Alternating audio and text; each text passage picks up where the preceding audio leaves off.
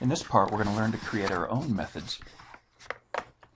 And what I'm going to have is put Odie on patrol in front of the house, guarding it. So I'm going to click on Odie, and one of the options there is click a new method. So I'm going to put guard house as the action that Odie's going to do. And then notice this is the original world, and this is a specific thing that we can have Odie do. And methods are very valuable when you want to have something repeat over and over again, or have a group of code that you want to be able to access at any time during your story. So I'm going to have Odie move forward and back.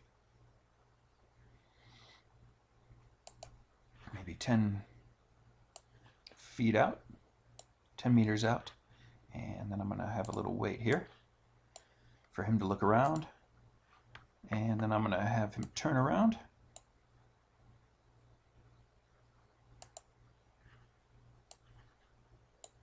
And move back 10 meters. And then I'll have him turn back around facing forward.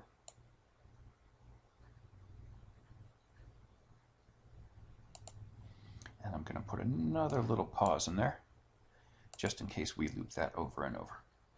So this doesn't activate until we tell it to. So I'm going to go back to my first method. And all of these are usually at the top, our new methods. So I'm going to pull that in right here. So now, anytime this comes up, it's going to happen. Odie's going to guard the house. Now, if I wanted him to do that continually, I could put in a wait. Oh, excuse me. I mean a while loop. And I can specify very specific conditions if I wanted him to do it 4 or 5 times. But for now, I'm going to put it in that he's just going to do it continually. So if I wanted to see how that looks, I could just hit play. And I won't run through it for you. Okay, so now I have it working. Odie's on guard. I had to go back in here and change a few things. I had him moving backwards, but after he had turned around, backwards was taking him off the screen. So the forwards and backwards command and left and right are always relative to the characters that we have. Now, say I wanted to make this happen just 10 times, since maybe Odie is only told to check a few times, I can create something called a variable that we can use to keep track of that. So I'm going to call this one counter, and it's just going to be a number, and I'm going to set that to 0. And I can use this to count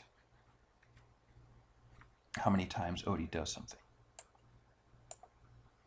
So that variable just kind of exists. And so rather than having Odie, oops, I created that variable in here. I'm going to go back to the main part of my program and edit counter. If we create a variable in a specific method, it only exists there. So because I want my main program to control a lot of the logic, I'm going to create that here. So I'm going to move that right into this condition. So while counter is less than 10. Now, in order to have that change, I'm going to have to do something with this counter. So I'm going to move this variable right in here. And it's going to increment by 1 every time this exists, or excuse me, iterates or takes place. So hopefully that will work. Okay, so I tested that, and that did work.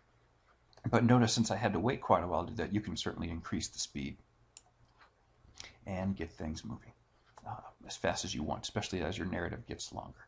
So that takes us through the beginning of how to do some basic methods, how to use variables, and next we're going to get into how to use events.